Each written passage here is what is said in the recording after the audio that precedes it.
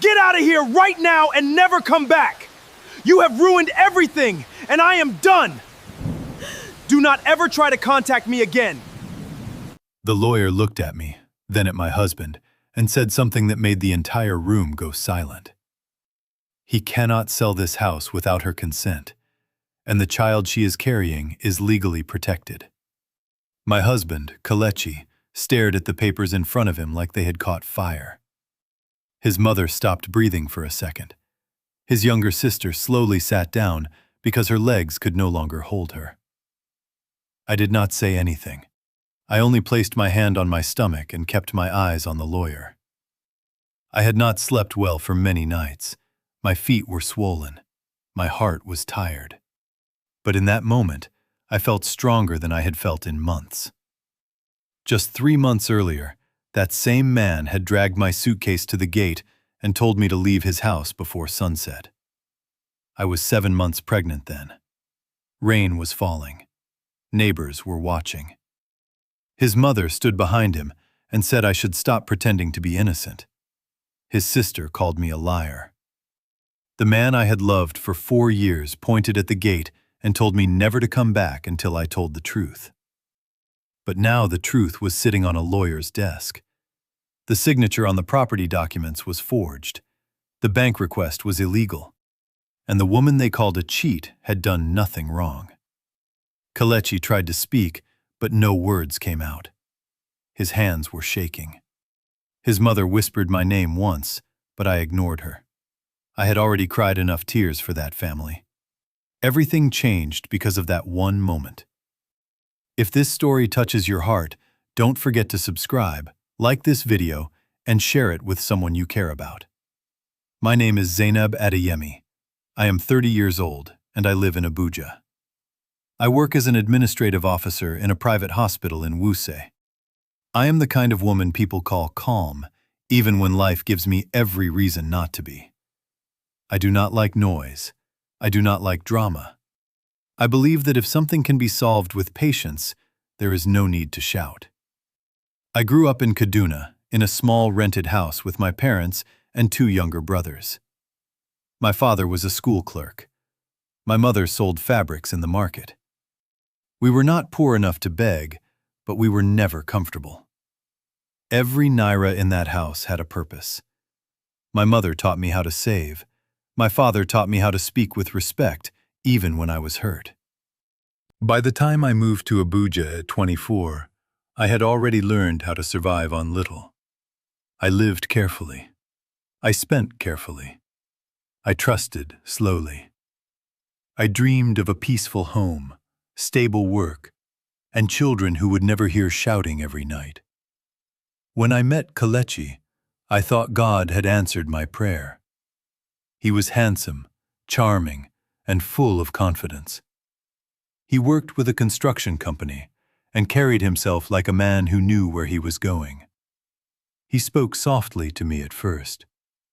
He told me he admired my discipline. He liked that I was not always asking for things. He said I would make a strong wife and a wise mother. I believed him. We got married after 2 years of courtship. Our wedding was simple but beautiful. We had it in a church in Garki. My mother cried during the vows.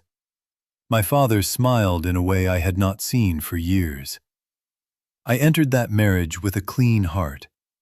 I carried no secrets. I carried no hidden plans. I only wanted partnership. The first year was peaceful enough.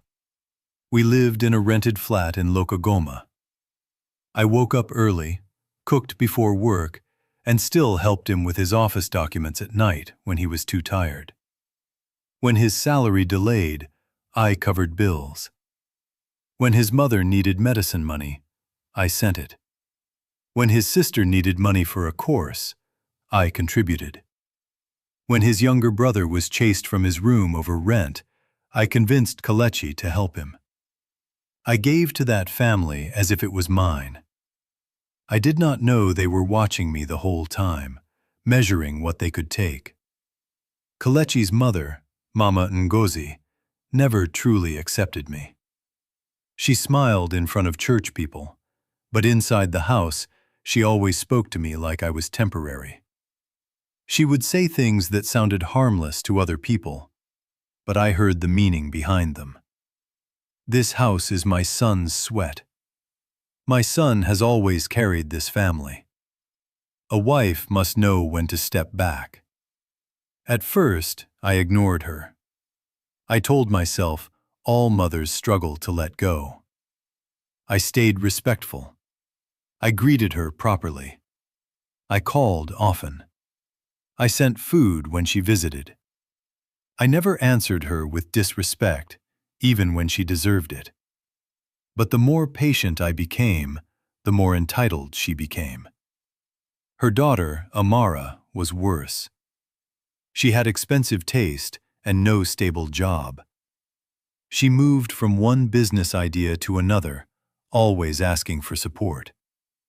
If I said I could not help, she called me proud. If I stayed silent, she told people I was pretending to be holy. She once told me in my own kitchen that women like me marry early because we want security, not love. I smiled and served her rice. That was the kind of person I was then. I swallowed insult to keep peace. Things changed when Kelechi and I finally bought a house. It was not a mansion. It was a decent 3-bedroom duplex in a quiet estate in Kubwa. We bought it through a long payment plan. I used almost all my savings for the first deposit. Kelechi added the rest from a bonus and a loan from his office cooperative. We both signed the papers. We both paid. We both sacrificed. But from the first day we moved in, his family acted like the house belonged to their bloodline alone. Mama Ngozi came with churchwomen to pray in the sitting room and told them, "My son has done well for us." For us, not for his wife. Amara walked through the rooms and said one guest room should remain free because she would definitely need it one day. Kelechi laughed. I did not. I knew how quickly small comments become future trouble. I tried talking to him that night. I told him I needed boundaries. I told him his family had too much access. I told him our home should feel like a marriage, not an open compound. He kissed my forehead and said I worried too much. He said his mother only spoke from pride.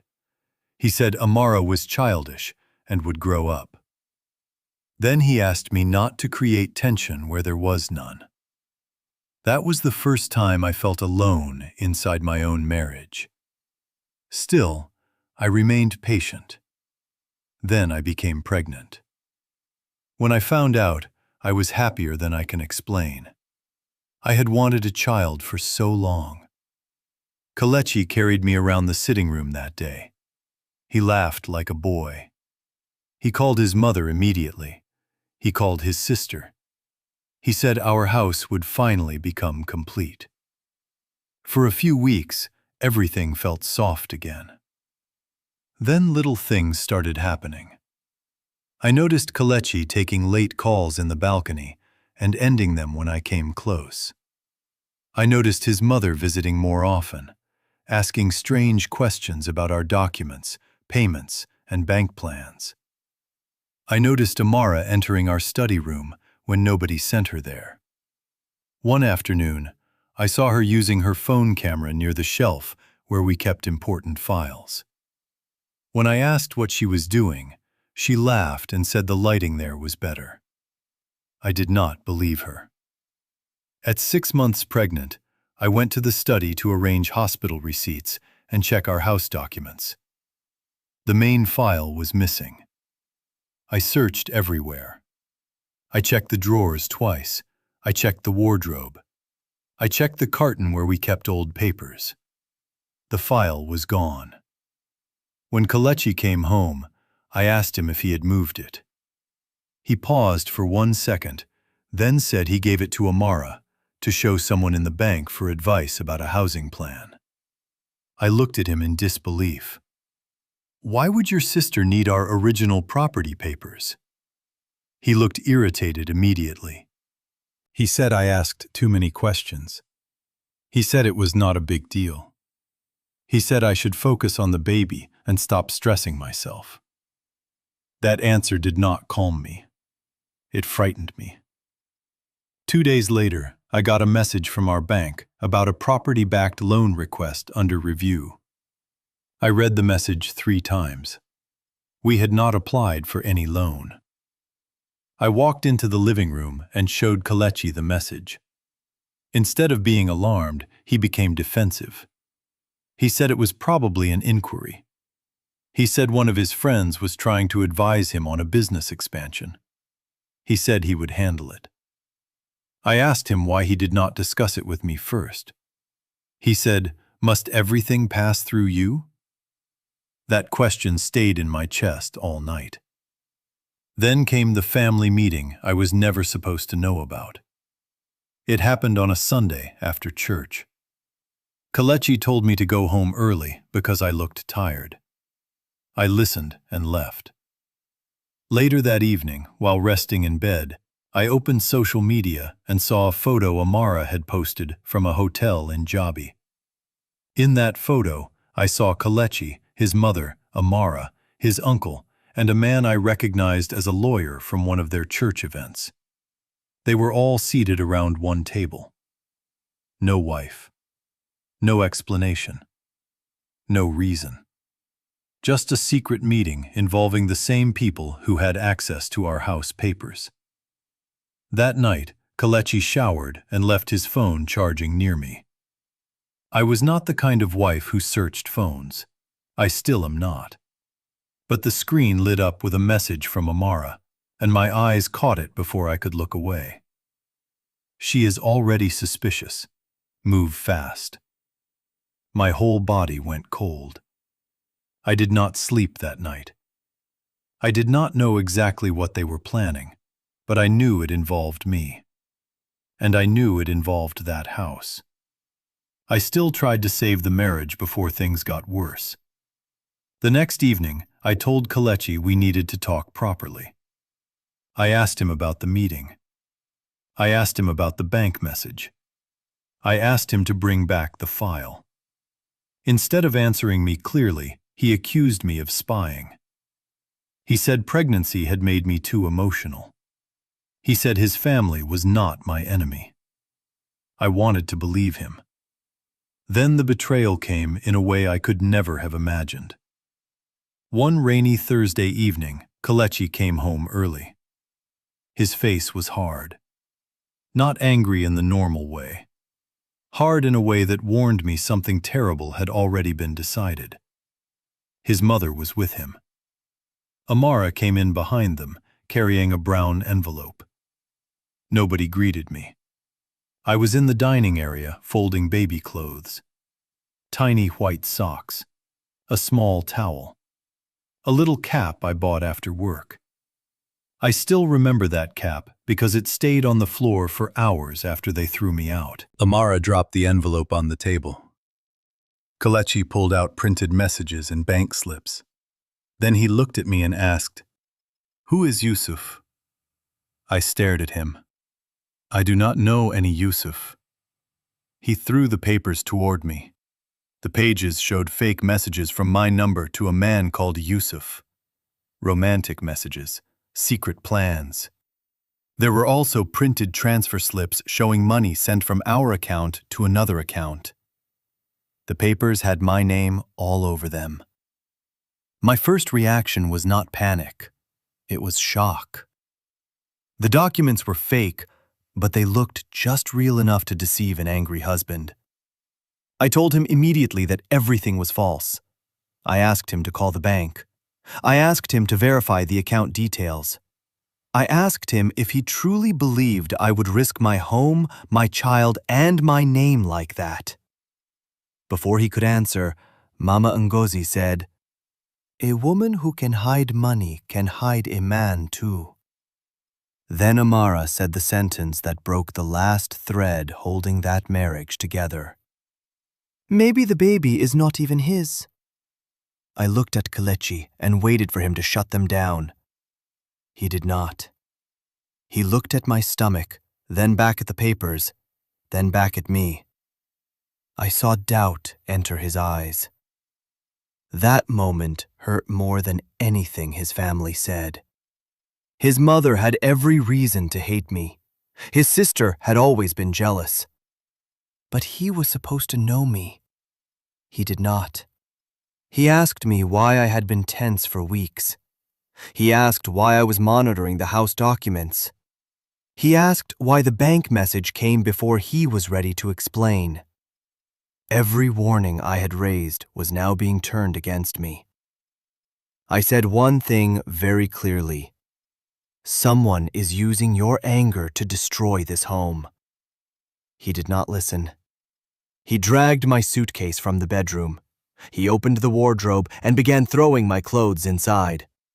My maternity gowns, my wrappers, my shoes, even the hospital file I kept near the bedside. Baby things fell on the floor. I bent slowly to pick them up, and his mother said I should stop acting. I was 7 months pregnant. My back was hurting. My heart was shaking. Still, I did not scream. I only said, "Kelechi, please think about what you are doing." He pointed at the door and said, "Leave this house until I know the truth." I said, "This is my house too." He replied, "Then go and prove it from outside." That was how my marriage was thrown into the rain. I stepped outside with one suitcase and one handbag. My neighbor opened her curtain, then closed it again. I stood under the small shade near the gate and called my cousin Mariam in Guarimpa. When she answered, I could not speak for almost 10 seconds. She came for me. The next morning, when I returned with her to collect the rest of my things, the locks had already been changed. I thought that pain would kill me. It did not. But it changed me. Miriam was the one who told me to stop crying and start writing. She gave me a notebook and said, "If you know you are innocent, record everything." So I wrote dates. I wrote times. I wrote names. I wrote every strange thing that had happened since my pregnancy started. Then I called the bank. Because my name was on the joint account and on the house papers, I had rights. It took time, but I got enough information to understand one thing. The suspicious transfers were not made from my phone.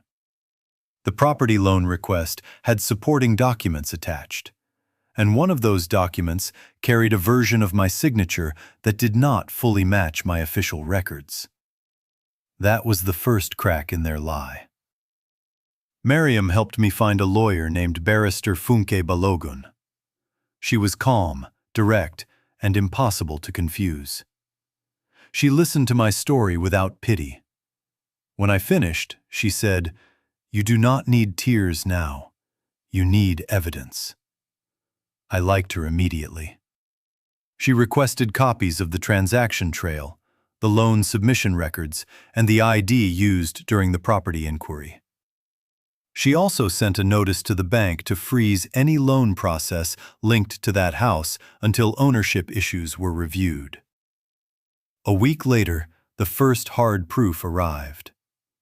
The ID used during the bank submission carried my name, but the photo did not fully match mine. It was blurry, but it was enough to raise suspicion. The staff member who handled the document said the woman was pregnant and wore a scarf low over her face. I almost laughed when I heard that. Amara had tried to dress like me. Then came the CCTV review. I watched it in the lawyer's office with both hands pressed against my knees. There she was, Amara, wearing glasses, walking into the bank with my file, sitting beside one of Kelechi's cousins, Emeka, handing over papers like she belonged there. I felt sick. Not because I was surprised anymore, because I finally understood how planned everything was. They needed access to the house. They needed Kelechi angry enough to push me out. And they needed me isolated long enough to move papers around. But there was still one question I could not answer. Did Kelechi know the full plan, or was he just a foolish husband used by a greedy family? I did not know. Then something happened that made everything even deeper. I went into labor early. My son came at 36 weeks in a private clinic in Guarinpa. Mariam was there. My mother came from Kaduna the next morning. Kelechi was informed. He did not come. He sent money. I returned it. When the nurse placed my baby in my arms, I looked at his tiny face and made one decision. No matter what happened between his father and me, I would not let that child grow up hearing lies about his mother. 3 weeks after giving birth, Barrister Funke called me with new information. One of the bank staff had privately admitted that Mama Ngozi came to ask questions about the house long before the loan request. She wanted to know whether a son could use a jointly owned property without his wife if there was family pressure. That sentence alone told me everything. But the final blow came from a voice note. Emeka and Amara had argued over money. Someone nearby recorded part of it on a phone. In that voice note, Amara said, "If Kelechi had not thrown her out, we would never have gotten the papers signed." I played that line 5 times. So Kelechi may not have known every step, but his cruelty had opened the door. And now there was no place left for excuses. The meeting at the lawyer's office happened 2 months later. That was the day everything ended and everything began. Kelechi came with his mother and sister. I came with my baby, my cousin, and my lawyer. Barrister Funke laid the documents out one by one. Joint ownership papers, my payment records showing how much I contributed to the house, the false bank application, the forged signature comparison, the CCTV images, the voice note transcript. Then, because rumors about my child had spread beyond their house, she brought out one final report. A DNA result Kelechi himself had requested through his own lawyer. I agreed to it because I had nothing to hide. He opened it. He read it. His face changed. My son was his son. The woman he disgraced was innocent. The family he trusted had lied to him. Nobody in that room could speak for several seconds. Mama Ngozi tried once. Her voice failed. Amara looked at the floor like she had lost something bigger than money. Kelechi looked at me as if he had finally seen the woman he married. Then he broke. He apologized in front of everyone. Not a proud apology, not a careful one, a broken one. He said he was sorry for doubting me, sorry for humiliating me, sorry for not protecting me, sorry for letting his family poison his mind. He even knelt down before I asked him not to. But some sorry comes too late. The bank canceled the loan request. Fraud investigations started. Amara and Emeka were both questioned. Mama Ngozi lost the respect she had spent years pretending to build. In church, people stopped greeting her with the same warmth. At family events, whispers followed her. She had wanted control. Instead, she got shame. Kelechi lost more than pride. He lost my trust.